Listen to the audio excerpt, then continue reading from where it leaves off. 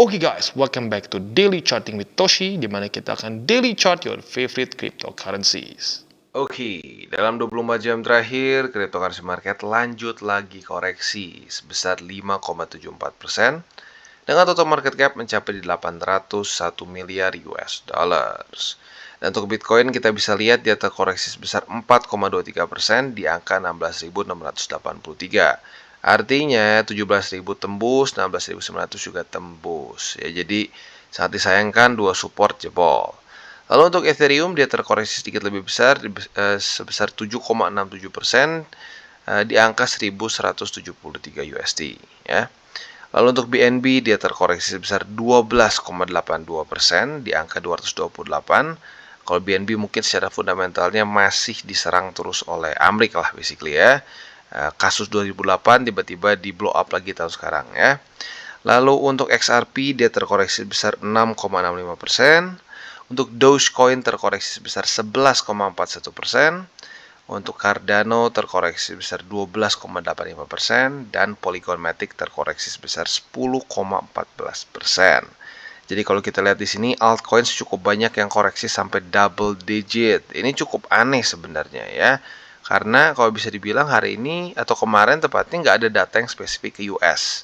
Tapi ya dengan catatan indeks dolar menguat. Ya, jadi ya bisa dibilang cukup berantakan untuk altcoins. BTC masih lebih oke lah, masih lebih oke, tapi ya tetap aja lumayan. Jadi kurang lebih seperti itu. Nah, untuk economic calendar kita bisa lihat kemarin itu ada beberapa data sebenarnya ya, ada dari Inggris, ada dari Eropa, terutama dari Eropa ya yang cukup penting menurut gua, yang paling ada hubungannya lah dengan risk on asset, yaitu adalah CPI dari Eropa. Dan kalau kita lihat di sini ternyata CPI Eropa ini masih tinggi, bahkan meningkat ya. Forecastnya adalah di 10%. Nah, ternyata 10,1%. Jadi di atas dari forecast. Akhirnya ya mungkin ada juga sedikit mungkin korelasi kali ya, hingga membuat risk on asset cenderung drop lagi ya. Setelah dari itu sih sebenarnya nggak ada yang terlalu penting ya. Jadi kemungkinan besar gara-gara itu ya. Nah, selanjutnya adalah untuk hari ini. Nah, hari ini akhirnya kosong ya. Jadi buat yang ingin trading futures, hari ini lebih tenang ya. Kenapa? Karena nggak ada data ekonomi kalender yang bisa tiba-tiba merusak TA ya. Jadi seringkali gua malah happy kalau nggak ada data yang terlalu penting ya. Karena benar, kadang-kadang data penting tuh bisa bikin bisa bikin cepat kena TP. Tapi kalau di waktu samaan kebalik ya udah berarti bukan TP malah kena SL gitu ya. Jadi untuk sekarang, sekali lagi ya, untuk economic calendar kita tanggal 17 Desember ini cenderung kosong, nggak ada yang terlalu penting ya. Oke, sekarang kita akan geser ke chartingnya. Kita bisa lihat berantakan ya. Kemarin BTC drop sebesar 4,17% dalam 24 jam terakhir ya. Jadi MA20 tembus, 17.200 tembus, dan juga 16.900 tembus ya. Jadi perjuangan berapa hari di sini terbuang hanya dalam 2 hari ya. Benar-benar. Ya kalau bisa dibilang sih trigger utamanya karena statement dari Jerome Powell ya. Untuk BPS masih sesuai dengan forecast. Tapi ya sayangnya Jerome Powell speech-nya itu cukup hawkish ya. Dia bilang ini ekonomi masih akan tetap berantakan dan seterusnya hingga market spook, dan ini terjadi. Ya lagi-lagi bukan cuma kripto aja, seperti Nasdaq dan kawan-kawan kalau kita lihat juga berantakan ya. Jadi risk on cukup berantakan lah ya. Nah, selanjutnya kalau kita lihat di sini ya, PR-nya sekarang jadi downgrade ya. Tadi kan bertahan di atas dari 17.000, bahkan di atas dari 16.000, di atas dari 16.900. Sekarang PR-nya jangan sampai retest kalau bisa ya, jangan sampai retest 16.600-an. Semoga saja hari ini BTC bisa reclaim lagi 16.900. Oke. Jadi kurang lebih seperti itu untuk Bitcoin ya. Dan seperti biasa kita akan geser ke indeks dolar. Untuk indeks dolar kita bisa lihat kemarin terjadi penguatan dan hari ini pun sayangnya daerah 104,13 yang kemarin dijebol itu sekarang mulai berubah menjadi support ya. Jadi sekali lagi secara TA-nya pun indeks dolar nggak terlalu bagus untuk risk on asset ya. Nah, semoga saja ya harapan kita adalah MA20 yang sudah death cross dengan MA200 akan semakin dekat dan menjadi resisten bagi indeks dolar sehingga dia lanjut lagi turun ya. Karena sekali lagi seperti yang gue sudah bilang sebelum-sebelumnya ya, di cryptocurrency market ya, maupun risk on asset in general, tidak ada bull run yang sustainable tanpa indeks dolar yang bearish. Ya, jadi sekali lagi, kalau kita mau cepat-cepat geser dari bear market yang menyebalkan ini, yang ekstra lama karena FTX, Luna dan kawan-kawan, ya kita harus bisa secepat mungkin juga indeks dolarnya semakin turun. Ya, kalau bisa sampai sub 100, di bawah dari 100, kemungkinan besar akan terjadi pivot. Ya. Dan selain dari itu juga mungkin secara fundamentalnya kita berharap the Fed bisa benar-benar pivot, ya, dan speech-nya mulai kalau bisa dovish, ya. Kemarin kan sebenarnya bisa dibilang secara technically speaking it's kinda dovish gitu kan, turun dari 75 bps.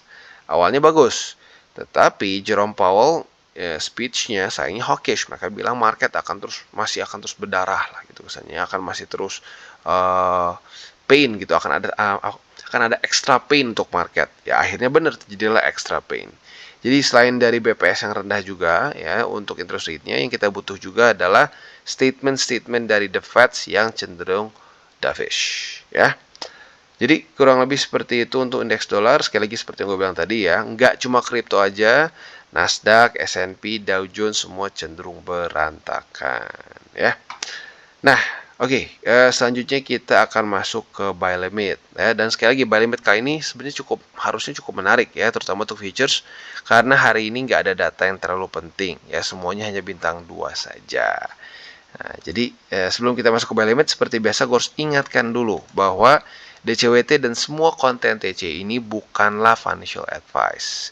Jadi tujuannya itu bukan untuk memberikan sinyal ya, tapi untuk memberikan edukasi supaya para subscriber gue lebih mengerti charting ya. Nah, selain dari itu bagaimana cara untuk mendukung TCI? Ada banyak caranya ya. Lo bisa like our video, bisa share our video, bisa juga menggunakan link referral kita di bawah ya. Oke, sebelum kita lanjut, kita akan dengar dulu pesan-pesan dari sponsor kita pada hari ini. Oke, today's video is brought to you by Binance. Di mana kita bisa di sini, Binance sedang ada perpanjangan event. Ya, jadi kemarin kan sudah ada new user campaign. Nah, kali ini diperpanjang dengan hadiah yang berbeda, ya. Jadi kita bisa di sini, kita bisa berkesempatan untuk mendapatkan 200.000 BIDR dengan mengikuti program new user campaign, ya. Jadi bagaimana cara mengikutinya? Yang pertama, ini berlangsung dari tanggal 11 Desember sampai tanggal 27. Jadi masih ada waktu buat lo yang tertarik. Nah, gimana caranya? Yang pertama, peserta harus menyelesaikan proses registrasi pada masa periode kampanye dan berkesempatan mendapatkan 100.000 BIDR hanya dengan registrasi saja, ya. Nah, selanjutnya setelah itu, peserta yang juga melakukan proses first trade akan mendapatkan bonus tambahan sebesar 100.000 lagi, makanya totalnya jadi 200.000. Dan yang keren adalah, ini tidak ada minimum trade-nya, ya. Nah, yang ketiga, kegiatan ini dilakukan atas dasar first come, first serve untuk registrasi yang valid, dengan kuota maksimum 1.000 pemenang. Jadi, siapa cepat, dia dapat. Dan yang terakhir, jangan lupa juga, ya, jangan cuma asal aja buka akun, tapi kalian harus juga mengisi formulir survei, ya. Jadi kurang lebih seperti itu event pertama. Nah, event kedua adalah event surprise akhir tahun, ya, di mana kita bisa mendapatkan jutaan rupiah dengan masuk atau mengundang teman-teman kita masuk ke Telegram Binance Indonesia, ya. Ini berlangsung dari tanggal 6 sampai 25 Desember 2022. Caranya simple, ya, ajak teman Anda untuk bergabung ke Telegram Binance Indonesia. Kirim setidaknya 3 pesan setelah bergabung. Anda dan teman Anda berkesempatan untuk dapat total hadiah jutaan rupiah. Sekali lagi dari tanggal 6 sampai tanggal 25 Desember. Untuk member baru, kalian tinggal gabung ke Telegram Binance Indonesia. Proaktif di grup Binance Indonesia dengan mengirim setidaknya 3 pesan setelah Anda join. Dan yang terakhir, isi form Binance Survey di bawah sini, ya. 10 member yang gabung setelah tanggal 6 Desember akan dipilih secara acak. Masing-masing pemenang akan mendapatkan hadiah sebesar 300.000 BIDR. Ya, gampang banget, nggak? Cuma tinggal masuk ke Telegram aja, ya, as simple as that. Terus kalian kirim 3 pesan dan isi form Binance aja. Yang untuk member lama, ya. Untuk member lama, kalian bisa ajak teman gabung di Telegram @Binance Indonesia, klik profil grup Binance Indonesia, klik tambah anggota, isi form Binance Survey, ya, sama seperti tadi, dan akan ada 10 pengundang yang akan dipilih secara acak, masing-masing mendapatkan 400.000 BIDR.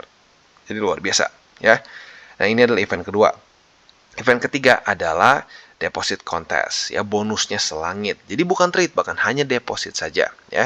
Jadi kita bisa di sini total hadiahnya sebesar 100 juta BIDR. ini berlangsung di tanggal 6 Desember sampai 19 Desember. Nah, ini udah sedikit mepet ya. Nah, makanya buat kalian tertarik secepat mungkin ikut. Nah, jadi dapatkan kesempatan untuk meraih total hadiah sebesar 100 juta BDR untuk 200 pemenang. Dari tanggal 6 sampai 19, daftar di sini dan kalian akan nanti masuk di sini ya. Masuk ke list ini, tinggal kalian lihat seberapa besar volume deposit kalian. Semakin besar juga maka hadiah akan kalian dapatkan dari total kontes dari si deposit ini ya. Jadi kurang lebih seperti itu event-event baru di Binance dan jangan lupa untuk selalu trade di Binance. Oke, dan sekarang kita masuk ke buy limit untuk Bitcoin. Ya, jadi untuk Bitcoin kita bisa lihat ya, berarti 3 support jebol. Dan sekarang ada di bawah dari struktur 16.900-an. Nah, jadi yang paling dekat tentunya adalah struktur resisten ya. Andaikan Bitcoin retest 1, retest 2 ke sini, maka kita bisa pertimbangkan untuk buka posisi short di 16.908 dengan target TP di 16.282. Ya, jadi itu untuk posisi short di Bitcoin. Nah, untuk posisi longnya tinggal kita balik saja logikanya. Apabila ya terjadi retest 1, retest 2 di sini sebagai support, nah kita bisa pertimbangkan untuk buka posisi long di 16.292 dengan target TP di 16.908 ya. Jadi itu untuk posisi futures di Bitcoin. Untuk posisi spotnya kita bisa lihat kemarin semua kehajar ya, buy limit 1, buy limit 2 kena. Nah, jadi sekarang ada buy limit baru nih ya. Buy limit pertama kita jadi di 16.282. Itu buy limit pertama. Buy limit kedua kita di 15.874 ya. Jadi kalau kita lihat di sini secara struktur sayangnya Bitcoin mulai membuat suatu ini ya, lower low. Jadi kalau kemarin kan dari akhir November nih ya. Dari di sini low, di sini buat high baru, higher low, higher high, higher low, higher high, dan karena hari ini dia close di bawah dari struktur ya, di bawah dari 16.900, berarti kembali membuat suatu lower low ya. Nggak terlalu bagus, tapi ya sudah ya, kita nggak bisa ngatur market, kita hanya bisa bereaksi terhadap market. Jadi kurang lebih seperti itu ya untuk posisi spot dan posisi futuresnya. Sekali lagi gue ingatkan, untuk posisi spot adalah posisi jangka panjang. Oke, dan selanjutnya kita geser ke Ethereum, dan untuk Ethereum pun nasibnya sama ya, even sedikit worse ya, sedikit lebih buruk. Kemarin minusnya itu 7,88%, dia tembus MA20, tembus juga struktur 1242. Dan sekarang ketahan oleh struktur ya, ketahan oleh struktur resisten yang terbentuk pada tanggal 28 dan 29 November kemarin ya. Nah, jadi technically speaking sebenarnya ini kita sudah bisa buka posisi long ya. Tapi ya kemarin kita nggak ngobrolin di angka sini karena ya jujurnya gue nggak nyangka sejauh ini dropnya ya. Tapi lagi-lagi ya, ya kita bukan yang ngatur market. Jadi buat lo yang tertarik untuk buka posisi long di Ethereum, bisa pertimbangkan untuk buka posisi long sekarang di angka 1166 atau pending order aja ya. Jadi nggak perlu pantengin terus chartnya. Target TP-nya di mana? Target TP-nya yang pertama adalah di 1242 ya. Basically itu dulu aja lah ya. Kalau lebih atas lagi kayaknya terlalu tinggi juga. Jadi itu target TP untuk posisi long. Nah, untuk posisi shortnya seperti apa? Tinggal kita balik aja logikanya. Apabila terjadi retest 1, sorry di sini nggak ketarik ya. Retest 1, retest 2 di sini ya. Nah, lu bisa pertimbangkan untuk buka posisi short di 1242 dengan target TP dibalik di 1166 ya. Jadi kurang lebih seperti itu untuk Ethereum, quite easy ya. Dan overall sebenarnya strukturnya masih minimal ketahan oleh inilah ya, struktur yang terbentuk pada tanggal 28 dan 29 November kemarin ya. Untuk posisi spotnya otomatis sudah kena semua. Sekarang liburan dulu aja untuk spotnya ya. Oke, dan selanjutnya kita geser ke FTM. Untuk FTM sebenarnya cukup mirip seperti ETH ya, seperti Ethereum. Tapi sayangnya dia nggak mantul di sini ya, dia tembus sedikit dari struktur 19 sen. Jadi kita nggak bisa pertimbangkan untuk buka posisi long ya. Jadi mungkin yang sekarang kita bisa lihat adalah apabila ya dia terjadi kayak gini nih ya, retest 1, retest 2 lagi. Ya, jadi harus diulang karena ini tembus kemarin ya. Atau bisa juga kita tunggu posisi shortnya. Nah, posisi short dari FTM ini kita bisa tunggu di MA50 ya. Jadi kalau terjadi retest 1, retest 2 di sini, nah lu bisa pertimbangkan untuk buka posisi short di MA50 dengan target TP di 19 sen ya. Jadi itu kurang lebih untuk posisi futures di Phantom. Untuk spotnya otomatis kena juga kemarin semua ya, karena nggak ada yang nyangka tiba-tiba drop se-ekstrim ini ya. 13% bahkan untuk Phantom ya, luar biasa. Nah, jadi untuk sekarang posisi spotnya mungkin diistirahatkan dulu ya, diistirahatkan dulu, kita tunggu sampai dia mendekati lagi ke ke price range kemarin ya. Walaupun sebenarnya ya jujurnya gue ini sih kalau mau ngomong bearish ya, ada sedikit struktur yang cukup bearish dari kemarin ya. Kita udah bahas dia masih membuat lower low, lower high, lower low, lower high, dan lower low-nya sekarang nggak kira-kira kebanting sampai belasan persen. Jadi kurang lebih seperti itu untuk Phantom. Dan ya minimal dia nggak sampai se ekstrim inilah ya, nggak sampai ke bawah sini lah ya, masih ketahan oleh salah satu struktur karena arguably juga ada Bollinger Band di sini. Oke, dan selanjutnya kita geser ke Phantom. Untuk Phantom sangat disayangkan sekali posisi futures kita atau posisi short kita tepatnya nggak kena kemarin ya. Padahal kita sudah bahas kemarin ya.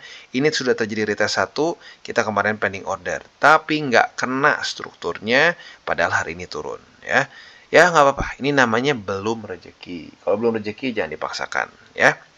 Nah, jadi untuk sekarang kita bisa lihat dia kondisinya sekarang oversold ya, karena dia signifikan di bawah dari Bollinger Band. Bahkan open candle hari ini pun signifikan di bawah dari di bawah dari lower band ya. Nah, jadi untuk sekarang tinggal kita lihat apakah dia akan terjadi konfirmasi di daerah 36 sen ya.